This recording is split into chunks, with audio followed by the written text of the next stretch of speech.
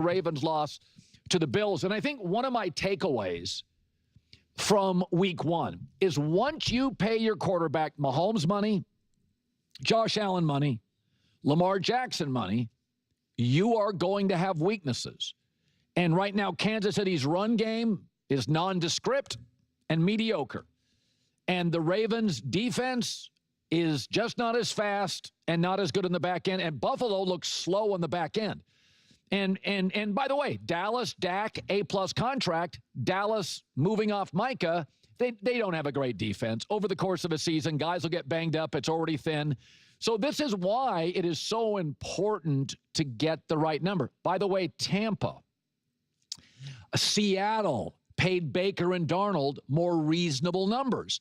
So you don't have to, like I watch Tampa play, I don't see a huge weakness on their roster. I watch Seattle play, I don't see a huge hole on the roster. I think Seattle's a pretty complete team. May not be a great team, but they're pretty complete. But Kansas City, I see weakness. And Buffalo, and the Ravens. And by the way, you pay Joe Burrow big money. Look at that offensive line for Cincinnati. That's going to get Burrow hurt again. So this is why everybody wants their favorite quarterback to get the bag. Just realize the guys at the top of the food chain, Philadelphia is an outlier. They paid Jalen Hurts, and they have great players. That's because they have the best and most aggressive GM in the sport. So here's Nick earlier on the Ravens' loss and what he sees going forward. Holistically, Colin, here is what I know about the Baltimore Ravens with the Harbaugh-Lamar combo. They're the only great team that consistently loses games like this. Every other great team in sports history has something in common. They win. And I know the Ravens have a gaudy regular season record, but they don't win in the playoffs. They blow big leads. They don't play their best in the biggest spots. But here's the thing. Here's what I just can't wrap my head around, because now we're blaming that there's holes on this roster for the Baltimore Ravens, and that's what happens when you pay your quarterback too much money and all this. And it's just like what? That's not what? That's not why they lost in the playoffs last year. It's not why they lost in the playoffs in 23. And once we start going further back, it's like, well, okay, this was a team that was like, Lamar Jackson was getting integrated into the NFL. He was a raw talent. He was getting, it's like, once we started to go too far back, it's like, I don't really care what happened necessarily in 2019 or 2020 or something. It's like, you got to take some steps. Not everyone can just day one just hit the NFL and ball out and win a Super Bowl, right? Like, that's just not necessarily how it unfolds, unless you do have a stacked roster, amazing coaching staff, et cetera, et cetera, et cetera. And even that, it's quite rare, and you need a lot of luck involved. But with this whole thing, like, they had an amazing roster last year and the year before. They were flushed with Pro Bowlers and All Pros. Like, their defense, especially in the second half of the season, was great. And Josh Allen in that playoff game did not feast. He didn't. Did they come up with like a key stop that you needed, like we saw the Chiefs do situationally? No. But you would say that the Ravens defense actually played the Bills offense better than what the Chiefs did. And in 23, the defense held the Chiefs to 17 points. So why they're losing, why they've lost, is because their players have not executed at the most important, highest moments in the games, and they've made terrible decisions. They've had bad game plans. It was a bad game plan in 23. No ifs, ands, or buts. It was indefensible. I've said this now way more than I wanted to this season, because I'm always like, I'm a firm believer of like, let's move on. But since we were trying to still figure out why the Ravens lose, it's like, go watch that game. That's why Nick called this past game coaching malpractice. No, 2023 was coaching malpractice. And in fact, everyone tried to just blame Lamar when they just left Lamar Jackson on an island that game. And then in last year's playoff game, again, Lamar Jackson was not perfect, but he was building back that lead. He was leading that team to a comeback win, which is things that we've seen Josh Allen, Patrick Mahomes, Tom Brady, all these quarterbacks do it. They all get the opportunity to do it. They all get the opportunity to turn the ball over, have kind of a rough first quarter, first half, but then they play great in the second half and we go, that's greatness. People praise Patrick Mahomes in that Super Bowl of 2019 when he played bad. He played bad, but he led the comeback and they're just like, that's why he's great. That's why he's Patrick Mahomes. That's what Lamar Jackson was doing, but the team around him failed. And they also, again, made bad decisions. The one play, give the ball to Derrick Henry when you're in the red zone, and they did not do it. They did not do it. So to now try to like twist this around and be like, well, the roster and this or that, like what? That's what? No. And right. And this is what also drives me crazy. It's just like people are like, oh, well, Lamar Jackson needs this or that or that. And it's just like, okay. So Lamar Jackson now needs an elite O-line, an elite defense, elite wide receivers, elite running game, elite, that can't be the case either. You just need to be good enough at certain spots. Otherwise, and there's no point in having a Lamar, a Mahomes, or a Josh Allen if you need everything perfect.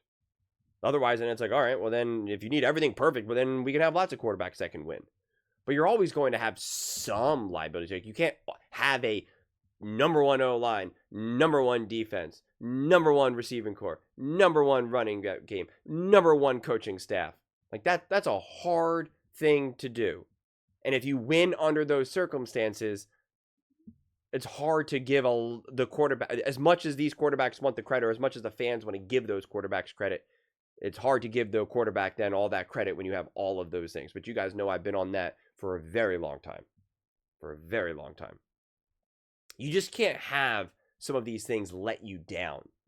For instance, you can't have your defense just be, in the playoff game. Like you maybe don't need the number 2 defense in the NFL, but you just can't have your defense just get torched in a playoff game. Right? You don't maybe need to have the best wide receiver 1-2 duo, but you have to have them not fumble at the goal line. Right? Like that's what it kind of comes down to. You just have to be good enough for them to not lose you the game. And yet we've seen over the years, the Ravens, the Bills, etc., some of these spots, they've lost them these games. They've lost them in these moments, whether it be coaching or the execution itself, right? Indefensible penalties. Like getting multiple 15-yard penalties in that AFC Championship game because of, unsportsmanlike conduct. That's indefensible. That's indefensible. So that then does become more of an organization thing and a coaching issue. And I've been saying that from 23. Go rewind the clock, man. I was like, why does Harbaugh not get any blame for any of this?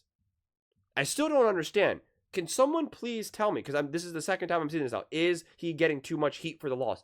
No one showed me where Lamar is getting blame. I don't understand. Where is Lamar getting blame? Who in their right mind could blame Lamar Jackson for this loss? I don't understand it. I really don't.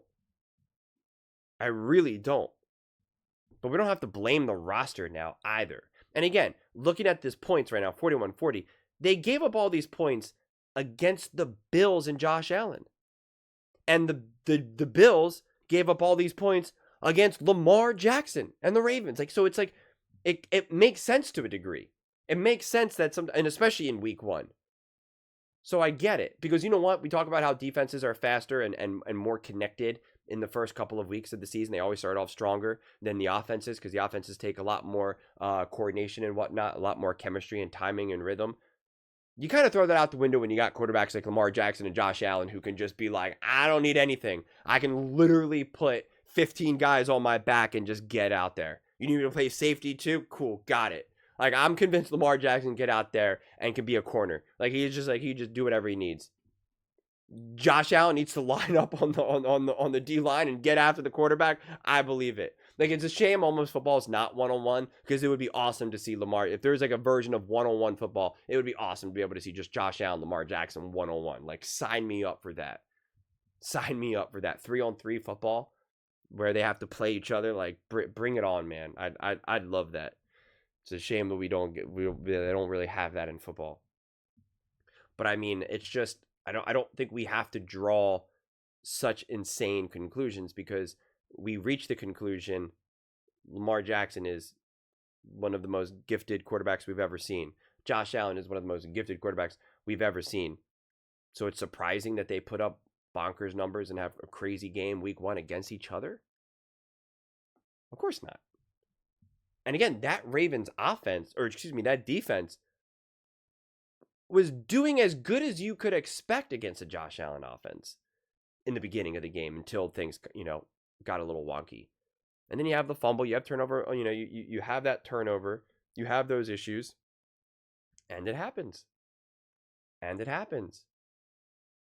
I mean, it's unfortunate, and it does seemingly happen to the Ravens more than it should, and that is where then I look to Harbaugh, undeniably, but I don't think Lamar Jackson should be getting this blame, and that's why I even take issue with kind of the framing of, like, with a Lamar Jackson Harbaugh duo, this happens too frequently, and it's like, I don't think, I think when you put Lamar in that sentence, it implies that, like, Lamar deserves more heat for it, and I just do not see it that way.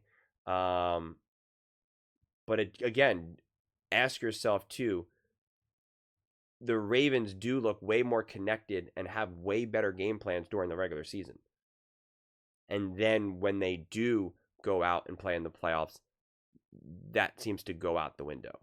And the players do often feel not as prepared and ready for the moment. That is coaching. That is absolutely, positively coaching. I mean, Derrick Henry in that game, in last game, in the divisional round against the Bills, Derrick Henry is averaging 19 carries, and really more than that, because eventually you're winning and you go away from him, or I don't know how much he was utilized even in the final game of the season, right? Like he obviously is more than that. If anything, it's that is actually like an underestimate of how much you would rely on him. And then in the most important playoff game, the divisional round, he gets 16 carries. So he gets below his average for the regular season. And even if it's just 3, that matters. And especially in a game that he's averaging like 5 yards per carry. Even something as small and as seemingly tiny as that, and not even like looking at it from like a situational perspective of like when you could have handed him off, just looking at a bottom line number, that alone is indefensible. That alone is insane. It really is. And I don't care what the score is. It has nothing to do with that. No, well, they were down. Of course they got it. No. The score wasn't 35-7. Lamar Jackson also had 2 less carries than his season average. It's just like you then get away from what got you there, because you're trying to like catch the other team off guard or something. Like, I guess, like, huh? Those are more problems than anything else to me. That becomes a bizarre thing to me. And yeah. But those are just my thoughts. I'd absolutely love to hear yours. What do you guys all think about the Baltimore Ravens and Lamar Jackson? Is he getting too much heat for the loss? And if he is, please let me know where it's coming from. Let me know in the comments below. I read every single comment, so whether you agree with me or disagree with me, either way, let's get in some discussions, let's get in some fights, but ultimately, let's just have some fun. And please do consider subscribing. We are building an amazing community here, and I absolutely love to see you part of it. I want to build something that we all genuinely feel connected to, something that we're really excited to be part of. I think we're well on our way to doing it. And please don't forget to give this video a thumbs up, as it really does help with the visibility and the algorithm. Thank you so much. See you next time.